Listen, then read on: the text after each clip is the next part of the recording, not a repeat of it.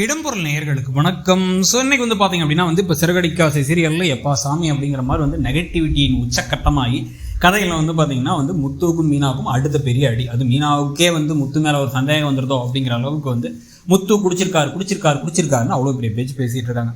இதில் பார்த்தீங்க அப்படின்னா போலீஸ்காரங்க இவரோட வண்டியை சீஸ் பண்ணி லைசன்ஸை வாங்கிட்டு போகிறாங்க. ஆனால் இவர் குடிச்சிருக்காரான்னு செக் பண்ணல.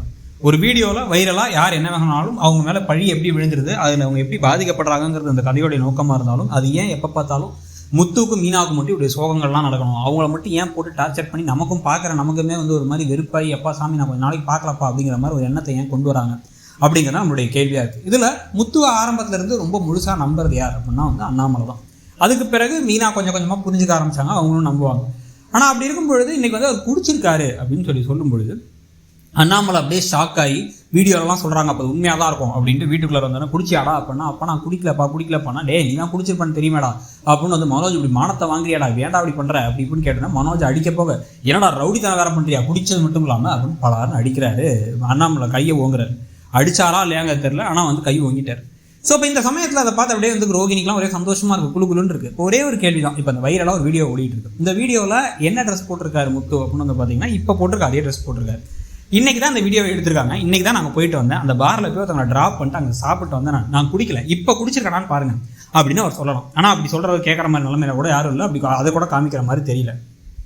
இப்போ மீனாவும் வீட்டுக்கு இப்படி தன்னுடைய கணவரை எல்லாரும் தப்பாக பேசுகிறாங்க, இப்படி நடக்கிறாங்க இந்த வீட்டில் ஒவ்வொருத்தவங்களும் அவரை காயப்படுத்துகிற மாதிரி நடந்துக்கிறாங்க அப்படிங்கிறலாம் தெரிஞ்ச பொழுது இப்போவாச்சும் மீனாவாச்சும் ஒரு வார்த்தை யோசிக்கணும். இவர் பொய் சொல்ல மாட்டாரே, குடிச்சிட்டேன்னு சொல்ல போறாரு, ஆமா தெரியாமல் பண்ணிட்டேன்னு சொல்ல போறாரு, தப்பே செய்யாமல் ஏன் அவர் தப்பே செய்யலைங்கிறனால தான் தைரியமா இருக்கார் அவரு அப்படின்னு சொல்லிட்டு கொஞ்சமாச்சும் மீனா யோசிக்கணும். இந்த சமயத்தில் முத்து பண்ண வேண்டியது ஆரம்பத்துல நம்ம சொன்னதான். இது வரைக்கும் இந்த வீட்டில் நான் இருக்கிறதுக்கு ஒரே ஒரு காரணமாக இந்த வீட்டில் எனக்கு பாசம்லாம் கிடைச்சதில்லை, உங்களை தவிர யாரும் என் மேலே பாசமாக இருந்ததில்லை. ரவி கொஞ்சம் இருப்பான், ஆனால் மனோஜோ இல்லை அம்மாவோ இல்லை பார்த்தீங்க அப்படின்னா இப்போ புதுசாக வந்திருக்க மிச்ச 2 மருமகளோ இவங்க யாருக்குமே நம்ம என் மேலே அக்கறையோ இல்லை ஒரு கரிசனமோ எதுவும் கிடையாது. என்னை பார்த்தாலே எதிரியை பார்க்குற மாதிரி தான் பார்ப்பாங்க, வெறுப்பாக பார்ப்பாங்க, எல்லாம் நடக்கும்.